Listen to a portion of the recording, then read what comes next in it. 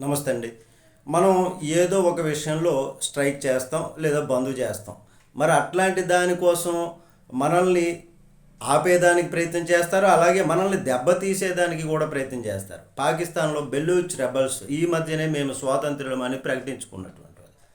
పెద్ద ఎత్తున న్యూజైతీ ఉద్యమాలు జరుగుతున్నాయి. ఆ సందర్భంలో ఆఫ్ఘనిస్తాన్ తాలిబాన్లు అక్కడికి వచ్చి లాక్కోబోతున్నారు.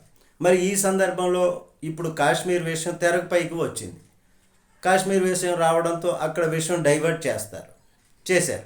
ఏకంగా నరేంద్ర మోడీనే టార్గెట్ చేసేస్తే ప్రపంచమంతా ఆ విషయం పైన చర్చించుకుంటారు, ఇంకా మనం సేఫ్ అన్నటువంటి విధంగా విషయం డైవర్ట్ అయిపోతుంది అనుకున్నారు.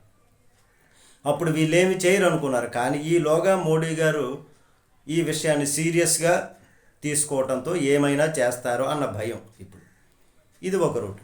ఇంకొకటి రెండోది, భారతదేశంలో స్లీపర్ సెల్స్ ఉన్నాయి కదా, రోడ్డు పక్కలంట, పక్క సందులంట, ఎప్పటి నుంచో చిల్లర కొట్టో, బడ్డీ కొట్టో, కూరగాయల కొట్టో, లేకపోతే ఇస్త్రీ బండో, లేకపోతే టిఫిన్ కొట్టో, లేకపోతే ఇంకొకటి కొట్టు, వివిధ రకాలైనటువంటి షాపులు నడుపుకుంటూ పనులు చేసుకుంటూ పైనుంచి మెసేజ్ రాగానే ఉన్న పలంగా అకస్మాత్తుగా తీవ్రవాద రంగంలోనికి దిగేటటువంటి వాళ్ళు, మత కలహాలు సృష్టించేటటువంటి వాళ్ళు, రాజకీయ నాయకులు ముసుగులో ఉండేటటువంటి వాళ్ళు, మేధావులు ముసుగులో యూట్యూబ్ ఛానళ్ళు రన్ చేసుకుంటూ శుద్ధులు చెప్పేటటువంటి లాగా మేధావులు ముసుగులో ఉండేటటువంటి ఇట్లాంటి వాళ్ళు సోషల్ మీడియాలో పోస్టులు పెట్టి రెచ్చగొడతారు.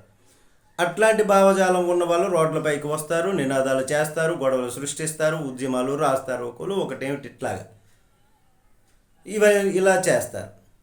మరి ఇట్లాంటి వివిధ వర్గాల వారు ఉంటారు, మన పక్కనే ఉన్నారు. కాబట్టి అలర్ట్గా జాగ్రత్తగా ఉండాలి అంటే ఆదేశం.